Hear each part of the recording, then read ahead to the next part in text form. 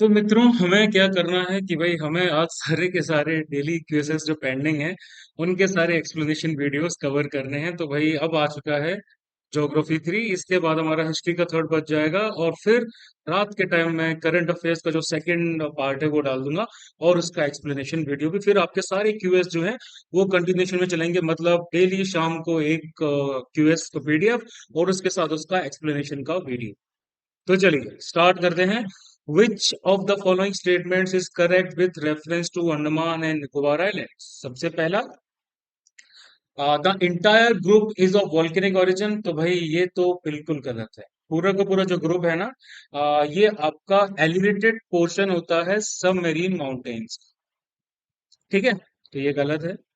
दूसरा, little Andaman is separated from great Andaman by Duncan passage. तो भाई आपका जो ऑप्शन बी है, this is the correct answer. Little Andaman आपका ग्रेट अंडमान से डंकन पैसेज के द्वारा सेपरेटेड है, जो 50 किलोमीटर विड्थ का है। तो this is the true. And mount thriller is the highest peak on Andaman island. तो भाई माउंट थ्रिलर नहीं है, जो हाईएस्ट पीक है वो है आपकी सैडल पीक। तो ये भी फॉल्स है। ठीक है, saddle peak is the highest. और सबसे लास्ट में, port Blair is capital lies in the north Andaman. तो पोर्ट ब्लेयर आपको पता है अंडमान एंड निकोबार आइलैंड्स की टेरिटरी है। और ये कहाँ पर लोकेटेड है? ये भाई आपका साउथ अंडमान आइलैंड्स में लोकेटेड है। तो ये भी गलत है। ठीक है। फिर next, consider the following statement with reference to the Shivalik mountain range. ठीक है, तो these are present in all the northern and north eastern states of India except Punjab. तो भाई आपकी जो शिवालिक रेंजेस है, सम हिमालयन माउंटेन सिस्टम है, और ये कहाँ से स्टार्ट होती है? ये आपकी जम्मू एंड कश्मीर से स्टार्ट होती है। ठीक है। और उसके साथ साथ इसमें उत्तराखंड आ जाता है ईस्ट में, जम्मू कश्मीर वेस्ट में आ जाता है, उत्तराखंड आपका ईस्ट में आ जाता है, इसमें हिमाचल प्रदेश भी आ जाता है, पार्ट्स ऑफ पंजाब और हरियाणा भी आते हैं। तो भाई ये आपका गलत है। और फिर seasonal torrents called chos sweep sand and silt down into stream beds. Seasonal torrents होते हैं जिनको चोइस या चोस कहा जाता है, ये सैंड और सिल्ट और सेडिमेंट को स्ट्रीम बेड्स पर मतलब लेके जाते हैं। तो भाई ये बिल्कुल सही है। इसका आएगा, करेक्ट आएगा टू ओनली। नेक्स्ट आगे बढ़ते हैं। Consider the following statements. Terrestrial planets have higher density than Jovian planets. आप लोगों को पता होगा कि भाई प्लैनेट्स को हम टेरेस्ट्रियल और जोवियन दो क्या बोलते हैं, पार्ट्स में डिवाइड करते हैं। ठीक है।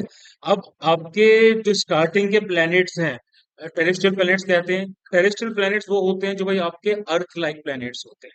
ठीक है, या फिर जिनकी कोर होती है जो मतलब कि जो सॉलिड होते हैं, वो आपके टेरेस्ट्रियल होते हैं। जोवियन आपके गैस जाइंट प्लैनेट्स होते हैं। जोवियंस मतलब जो जुपिटर की तरह होते हैं। तो terrestrial planets have higher density than Jovian planets. तो भाई ये बिल्कुल सही है। उनकी डेंसिटी ज्यादा होती है, वो आपके सरफेस के बने होते हैं, वो आपके रॉकी सरफेसेस के बाकी चीजों के बने होते हैं, है ना। और फिर उसके बाद सेकंड आपका, the Jupiter has the highest gravity among all the planets. तो भाई टेरेस्ट्रियल प्लैनेट्स छोटे होते हैं, उनकी ग्रेविटी जो होती है एस्केपिंग गैसेस को नहीं कैप्च कर पाती। तो भाई जुपिटर जो होता है उसका हाईएस्ट अमाउंट ऑफ ग्रेविटी होती है हमारे सोलर सिस्टम में। तो भाई आपका स्टेटमेंट टू भी जो है वो सही है। Both one and two. Now, both Indian Standard Meridian and Tropic of Cancer pass through which of the following states? दोनों कहाँ से पास करते हैं? आईएसएम भी भाई आपका, ठीक है, इंडियन स्टैंडर्ड, वो sorry, tropic of Cancer and ISM दोनों कौन से ऐसे कॉमन स्टेट्स होते हैं जहां से पास करते हैं? तो सबसे पहला एमपी। एमपी के किनारे से भाई दोनों के दोनों पास करते हैं। उसके बाद आता है आपका छत्तीसगढ़। छत्तीसगढ़ से भी दोनों पास करते हैं। उड़ीसा की बात की जाए तो उड़ीसा से सिर्फ ट्रॉपिक ऑफ कैंसर पास करता है, और वेस्ट बंगाल की बात की जाए तो वहां से भी सिर्फ ट्रॉपिक ऑफ कैंसर ही पास करता है। तो मतलब वन एंड टू। अब आपका नेक्स्ट क्वेश्चन आता है कि this soil develops on crystalline igneous rocks. ठीक है, क्रिस्टलाइन इग्निशियस रॉक्स होते हैं वो इसकी पेरेंट या फिर कंसोलिडेटेड रॉक है in areas of low rainfall in the southern and eastern parts of the Deccan plateau. They are normally fertile where in dry upland areas the soil has poor fertility. Coarse grain structure की वजह से जो upland areas होते हैं वहां पर इनकी poor fertility है, और they are generally poor in humus phosphorus and nitrogen. तो भाई ये मेरे ख्याल से मैक्सिमम लोगों को पता होना चाहिए, आपकी रेड एंड येलो सॉइल होती है जिसके अंदर ये कैरेक्टरिस्टिक्स होती है। Now, with reference to the black soil in India, consider the following statements. So, these soils are widespread in the northern plains and the river valleys. तो भाई अ, अगर हम इनकी बात करें, ब्लैक सॉइल की बात कर रहे हैं, तो भाई ये आपकी नदर्न प्लेन्स और क्या बोलते हैं, रिवर वैलीज में तो है ही है। तो टोटल ये 40% हमारे पूरे इंडिया का कवर करती है। ठीक है। तो ब्लैक सॉइल में आपका डेक्कन प्लेटू भी आ जाता है, महाराष्ट्र, मध्य प्रदेश, गुजरात, आंध्र प्रदेश और तमिलनाडु के पार्ट भी आ जाते हैं। तो भाई ये आपका गलत होगा। और दूसरा, this soil and become sticky when wet and shrink when dried, कि भाई ये फूल जाती हैं जब ये आपकी गीली होती हैं, और जब ये आपकी सूखी होती हैं तभी क्या करती हैं, सिकुड़ जाती हैं। तो भाई बिल्कुल सही, ये आपका ट्रू है ना। इनका कुछ ऐसा सरफेस हो जाता है। और यहाँ पर क्या होता है, सेल्फ प्लॉइंग कर लेती हैं, तो उस प्रोसेस को कहा जाता है सेल्फ एरिएशन। यहाँ पर ये नाइट्रोजन को एयर से खुद अंदर एब्जॉर्ब कर लेती है। तो इसका आएगा two only. Next, which of the following statements is are correct with reference to the inversion of temperature. Temperature inversion से रिलेटेड स्टेटमेंट आपका पूछा गया है। तो आप लोगों को पता है कि भाई देखो, टेम्परेचर क्या करता है, एलिवेशन के साथ में जैसे जैसे जैसे जैसे आपका एल्टीट्यूड बढ़ता जाएगा, वैसे वैसे हमारा टेम्परेचर जो है वो डिक्रीज होता जाएगा। पहली चीज तो ये, इसको नॉर्मल लैप्स रेट कहते हैं। अब कई बार क्या होता है कि सिचुएशन आपकी रिवर्स हो जाती है, नॉर्मल लैप्स रेट आपकी इन्वर्ट हो जाती है, इसको इन्वर्जन ऑफ टेम्परेचर कहा जाता है। तो ये आपका शॉर्ट ड्यूरेशन में होता है। ठीक है। जनरली क्या होता है कि भाई आपकी क्या बोलते हैं, विंटर नाइट्स होती हैं जिसमें आपका आसमान साफ रहता है।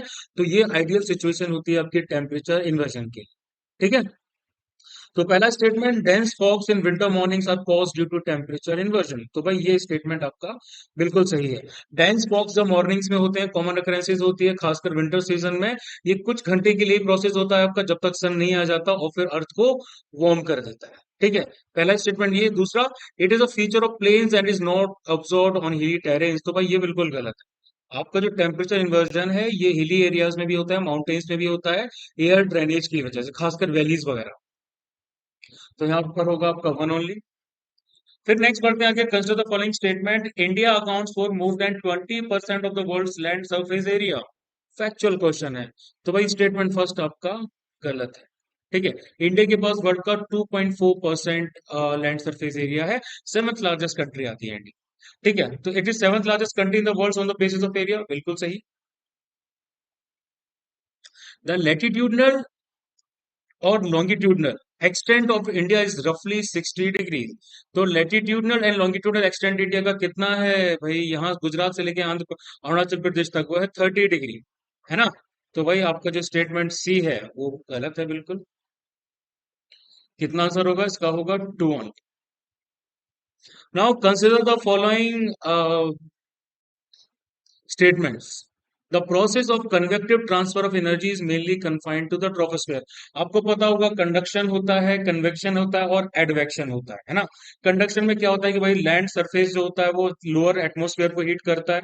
और कन्वेक्शन में क्या होता है कि भाई जो लोअर एटमॉस्फेयर होती है वो अपर क्या बोलते हैं, ट्रोपोस्फेयर को, सॉरी, एटमॉस्फेयर हमसे कंसिडर कर सकते हैं, उसको हीट करती है। ये आपका इंसुलेशन में आता है पूरा प्रोसेस। तो भाई सबसे पहला क्वेश्चन है कि the process of convective transfer energy is mainly confined to the troposphere, तो भाई ये तो बिल्कुल भी सही है आपका, कि भाई कन्वेक्टिव ट्रांसफर है वो लोअर से लेके आपके अपर तक जाती है, ट्रोपोस्फियर में। और फिर the process of advection is responsible for diurnal variations in daily weather in middle latitudes. तो एडवेक्शन क्या होता है आपका, और एडवेक्शन होता है आपका horizontal movement of air pressure. Air pressure जो रहता है वही आपका वो क्या करता है, हॉरिजॉन्टल मूवमेंट करता है। तो उसी उसी के अंदर हीट का जो ट्रांसफर होता है वो आपका आता है एडवेक्शन। तो भाई ये भी आपका क्या है, सही है। इसी की वजह से आपके डे और नाइट के जो वेदर चेंजेस आते हैं वो आते हैं। तो both one and two. Next, consider the following statement and features of the Indian Peninsular Block. It was found majorly out of ancient gneisses and granites. तो भाई बिल्कुल सही है, factual answer. The Thar Desert in the west and Kirby Anglong Plateau in the east are extensions of it. हम peninsular block की बात कर रहे हैं। तो पेनिसुलर ब्लॉक में भाई आपका थार डेजर्ट भी काउंट कर लिया जाता है, और कर्बी एंगलोंग प्लेटू जो आपका मेघालय साइड का था वो भी इसका एक्सटेंशन है। तो भाई दोनों ही आपके सही है। Next, the movement of ocean currents is influenced by, ocean currents जो होता है उनका मूवमेंट किस चीज से इन्फ्लुएंस होता है, सबसे पहला मूवमेंट ऑफ विंड। बिल्कुल। विंड की जो ब्लोइंग, विंड ब्लोइंग होता है सरफेस पे, वो वाटर को मूव करता है। ठीक है। और फ्रिक्शन जो होता है भाई, फ्रिक्शन की वजह से आपका मूवमेंट होता है। तो भाई मूवमेंट ऑफ विंड जो होता है, सबसे पहला आंसर तो ये है। उसके बाद सैलिनिटी ऑफ द ओशन, तो ये भी आपका इसी में आता है। जो वाटर डेंसिटी क्या बोलते हैं, एक सेकेंड, हाँ, वाटर डेंसिटी जो होती है, जिसमें जो डिफरेंसेस आते हैं ओशन करंट्स में, उसकी वजह से भी भाई आपकी क्या होता है, पानी की मोबिलिटी होती है। जो भी वाटर आपका हाई सैलिनिटी वाला होता है, वो लो सैलिनिटी के कंपैरिजन में उसकी डेंसिटी होती है ज्यादा। ठीक है। तो इसी तरीके से जो कोल्ड वाटर होता है वो भाई वार्म वाटर से ज्यादा डेंस होता है। तो डेंसर पानी क्या करता है भाई, वो लाइटर लाइटर डेंसिटी के नीचे चला जाता है। इसकी वजह से जो लाइटर वाटर होता है ऊपर आता है, तो भाई इसकी वजह से भी करंट जनरेट होते हैं। तो ये भी सही है। और सबसे लास्ट में कोएलिसिस फोर्स आता है। तो कोएलिसिस फोर्स भी क्या करता है, इंटरवीन करता है और पानी को मूव कराता है नदर्न हेमिस्फेयर में राइट की तरफ, और सदर्न हेमिस्फेयर में लेफ्ट की तरफ कराता है। ठीक है। तो इसकी वजह से ये पानी एक्यूमुलेट होता है और कायर्स के फॉर्म में क्या करता है, मूव करता है। ठीक है। ये सर्कुलर करंट्स होते हैं ओशन बेसिन में। तो ये भी ट्रू है आपका। तो 1 2 एंड 3। फिर which one of the statement regarding decomposition of organic matter in the soil is not correct? कौन सा भाई जो है वो सही नहीं है? सबसे पहले आता है oxygen accelerates the process of decomposition. बिल्कुल सही है। ऑक्सीजन क्या करती है, एसिलरेट करती है, डिकम्पोजिशन को जल्दी करवाती है। Decomposition is faster if the detritus is rich in nitrogen. तो भाई ये भी आपका बिल्कुल सही है। ठीक है। अब उसके बाद आता है आपका the soil pH affect the process of decomposition. तो भाई सॉइल का जो पीएच होता है वो प्लांट ग्रोथ को क्या करता है, इन्फ्लुएंस करता है। ठीक है। जो एक्टिविटी होती है माइक्रो ऑर्गेनिज्म पे वो काफी ज्यादा बेनिफिशियल होती है। कई सारे बैक्टीरिया होते हैं, वो सॉइल ऑर्गेनिक मैटर को क्या बोलते हैं, डिकम्पोज करते हैं। तो ये भी ट्रू है। जो गलत है वो ये आपका कि cool temperature oscillate the process of decomposition. नहीं, कूल टेम्परेचर क्या करते हैं, इनहिबिट करते हैं डिकम्पोजिशन को, और ऑर्गेनिक कंटेंट को क्या करते हैं, पाइल अप कर देते हैं। तो भाई ये आपका नॉट करेक्ट, मतलब this is the true answer. फिर consider the following statement regarding the peninsula plateau of India. It is a continuous stable block divide of any rift और डाइवर्जेंट बाउंड्रीज। तो भाई देखो, ये आपका सही है। ठीक है। पेनिnsula इंडिया में बहुत सारी रिवर्स हैं, वो आती हैं। और क्या होता है यहाँ पे, हाँ। तो मोस्ट ऑफ द जो पेनिnsula रिवर्स है वो आपकी कहाँ जाती है, वेस्ट टू ईस्ट जाती है। तो ये आपका लैंड का क्या है, टिल्ट है, मतलब लैंड का झुकाव। ठीक है। तो ये स्टेबल और ओल्डेस्ट लैंडफॉर्म्स ऑफ अर्थ की कैटेगरी में आता है, this is true. And it is form with the general gradient of west to east. तो ये तो भाई हमको पता ही है। 1 second 1 second 1 second, something is not right. ये तो सही है आपका, ये तो सही है ना?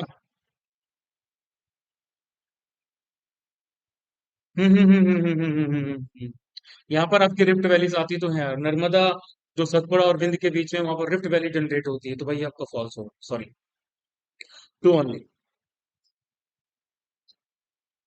सॉरी, नॉट करेक्ट पूछा है ना? तो फर्स्ट वाला आपका नॉट करेक्ट है, तो भाई आएगा 1 ओनली। तो भाई ये ध्यान देना, मैं भी कई बार भूल जाता हूँ कि भाई नॉट करेक्ट पूछा गया और मैं सिर्फ करेक्ट वाले पे टिक कर रहा हूँ। तो नॉट करेक्ट भाई बहुत इंपॉर्टेंट चीज है। Now, relatively undisturbed by the crustal movements of the earth formed by horizontally banded rocks, these depressed areas make up some of the most extensive natural lowlands on Earth's surface. हम किसकी बात कर रहे हैं? ठीक है। तो देखो, सबसे पहले आपको समझ लेना है कि भाई इसका आंसर तो देखो सबसे पहले स्ट्रक्चरल प्लेन है। अब पेनी प्लेन क्या होता है? पेनी प्लेन आपका वो इरोजनल प्लेन होता है जो एजेंट्स ऑफ इरोजन की वजह से होता है। ठीक है। रिवर्स, रेन्स, आइस, विंड्स वगैरह ये सब क्या करते हैं, अर्थ के सरफेस की इरेगुलरिटी को दूर करती हैं, तो वो प्लेन बन जाते हैं। इनको पेनी प्लेन कहा जाता है। दूसरा होता है पैडी प्लेन। तो पैडी प्लेन भी भाई आपका इरोजनल प्लेन होता है, लेकिन यहाँ पर होती है mechanical weathering. Mechanical weathering arid और सेमी एरिड एरियाज में जनरली जो माउंटेन स्लोप्स वगैरह होते हैं, तो उसमें आपके कुछ ऐसे हल्के हल्के स्लोप्स वगैरह छूट जाते हैं। ठीक है। कुछ स्टीप हिल्स होते हैं, वो भी यहाँ पर रहते हैं, जिनको हम कहते हैं इनसेलबर्ग्स। तो भाई आपका पेडी प्लेन होता है। और थर्ड आता है आपका स्ट्रक्चरल प्लेन। तो स्ट्रक्चरल प्लेन्स आपके स्ट्रक्चरली डिप्रेस्ड एरियाज होते हैं। यहाँ पर कई सारे आपके लोलैंड्स बनते हैं अर्थ के सरफेस पे। ठीक है। हॉरिजॉन्टली बेडेड रॉक्स होती हैं, उनके द्वारा बनाए जाते हैं। क्रिस्टल मूवमेंट अर्थ का यहाँ पर क्या बोलते हैं, काफी कम होता है।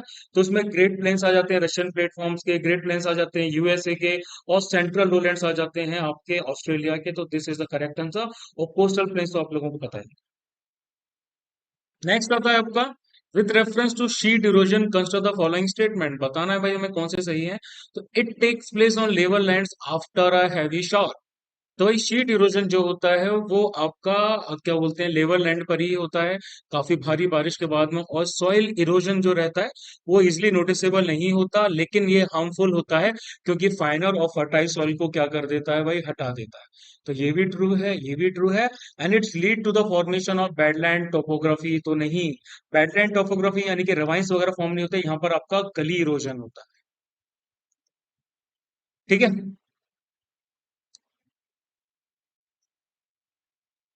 तो भाई भाई भाई भाई फर्स्ट और सेकंड। फिर उसके बाद विच of the following best describe the process of lithification. Lithification क्या होता है, ये आपका क्या बोलते हैं जियोमोर्फोलॉजी का क्वेश्चन है। ठीक है।